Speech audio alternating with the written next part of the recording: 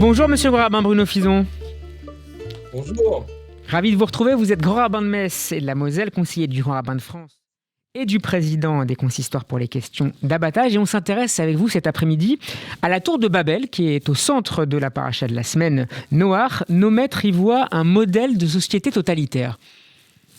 Oui, absolument. Il faut rappeler un peu ce qu'est cette histoire de la tour de Babel. On a déjà eu le premier échec de l'humanité avec le déluge, une humanité très individualiste, chacun pour soi. On est prêt à détruire l'autre pour assouvir ses désirs, ses passions, ses envies ou son désir de propriété. Et Dieu balaye cette première civilisation, c'est la civilisation du déluge. Et puis on arrive à la tour de Babel. Alors c'est très différent.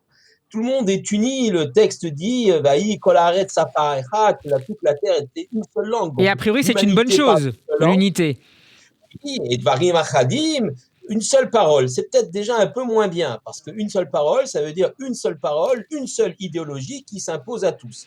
Et le projet de cette humanité est de construire une ville, et au centre de cette ville, une tour gigantesque qui va atteindre le sommet. Alors, ce qui est terrible, c'est que sur cette tour, dit le Midrash, il y a deux escaliers. Un pour y arriver, un autre pour y descendre, et les ouvriers montent les sacs de briques au fur et à mesure que la tour s'élève. Et lorsqu'un ouvrier chute, eh bien, on se lamente non pas de la mort de l'ouvrier, mais du retard pris par la tour. Alors, c'est terrible. On est effectivement dans une civilisation de paix, voilà, tout le monde est ensemble, avec un dictateur, Nimrod, et puis une civilisation qui base tout sur le but collectif, sur le collectivisme. On va y arriver, mais tous ensemble, et la vie de chaque individu compte très peu finalement. Chacun est au service de la cause commune.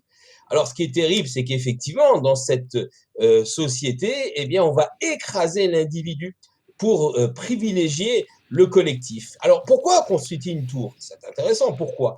Alors là encore, Rachid nous apporte quelques explications. Certains disent que c'est un monument aux morts du déluge. Pourquoi pas? Bon, ça, c'est pas si terrible que cela. D'autres nous expliquent que c'est pour pouvoir conquérir le ciel. Dans leur soif de pouvoir, les hommes, ou en tout cas l'élite, Nimrod et ses sbires, ne veulent plus laisser le ciel à l'éternel, ils veulent aussi le conquérir. Troisième idée, Oui. il s'agit d'un pilier pour soutenir le ciel, que le ciel ne tombe pas sur la tête. En effet, les savants et les astrologues de Babel ont calculé que tous les 1756 ans, le monde, le ciel allait s'écrouler, il y aura un déluge. Donc, nous, les grands scientifiques, nous allons soutenir le ciel par différents piliers. Et voilà le premier pilier qui va soutenir le ciel. C'est la croyance en la toute-puissance de la science, en écartant la providence, en écartant l'existence même de Dieu.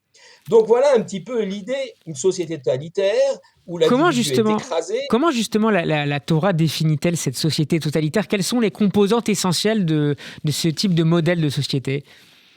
Eh bien, ce type de modèle de société, c'est un modèle de société où l'individu finalement doit s'effacer. Il n'existe plus.